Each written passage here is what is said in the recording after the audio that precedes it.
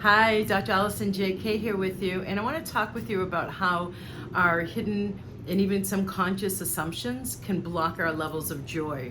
So I have this example. I know that whenever I'm going on flights, and the last connecting flight is coming back to where the area is that I live, Tampa Bay, Florida, there was always like this. I was just saying this recently to one of the members on my team or staff who just moved to this area, and talking about how the last connecting flight, like you could be traveling from anywhere internationally, and when you get to the flights that bring you into Tampa Bay, there was always this like party atmosphere, like this really, really joy up, like a party atmosphere, like really happy and excited.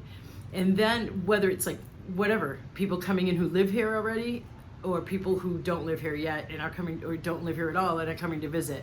And then there's, and I'm not promoting Tampa Bay, and then there's like the flights in the middle of the winter to Boston, right, which is where I originally hail from a long, long time ago, the last time I lived there.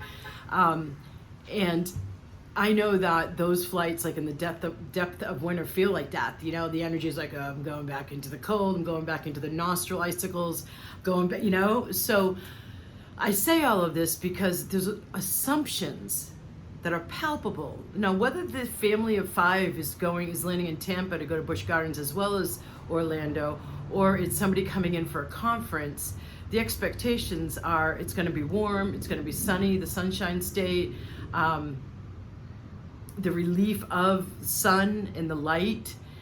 There's expectations that are then projected out that are palpable to folks who can observe stuff like this.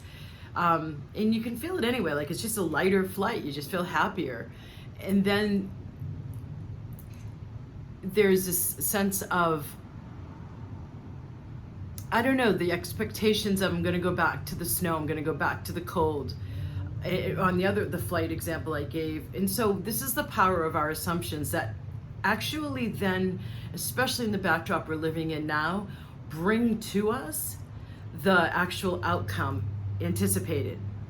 So with joy, like if you hate your job and you're really working to get the side gig going, then that job of yours is going to continue to be challenging and have a heavy feeling. And the only place where you'll allow yourself to feel happy based on your guiding assumptions is when you're in the side gig. And that's not even accurate. So much of our hidden conclusions in particular, because of how they get formed, when they get formed, why they get formed, but also even the conscious, seemingly logical ones are just irrational, completely illogical. Here's an example. I have one of my vibrational upgrade practitioners who is starting to increase her outreach, and she's had a hard time with the part of the area of the country of the United States that she lives in, and she feels like, man, I'm not going to name it. She feels like, man, there's like no real holistic movement whatsoever going on here. Around here are a bunch of ranch owners and retirees who just don't even think this way. How am I going to get this business started? And so I've been, telling her about the increase in meditation apps, yoga studios, focus on holistic health and wellness. And she's taken it in. It still hasn't totally chiseled her unconscious and conscious assumptions that her area is not good for launching the kind of business that she's doing.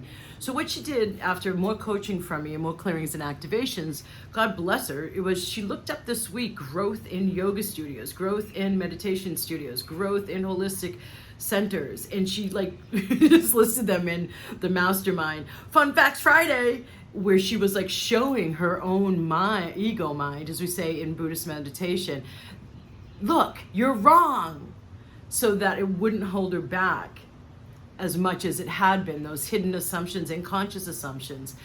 So I'm not just talking about joy and the hidden assumptions directly related to I'm miserable, my family has depression running in it, so I must have a tendency to be depressed, like those kinds of assumptions that directly relate to levels of joy. I'm talking about what I just gave you an example of, the more indirect ones, because there is an accumulation, as I said, of different thoughts and beliefs and shifts in our subtle energy system that occur that help us become that more joyous vibration. So that it's so interesting that joy is creation out of the calibration of different thought forms it was measured to be the highest, joyous creation, not peace or love or unity. So there's a lot I'm saying that goes into rising to the level of joy.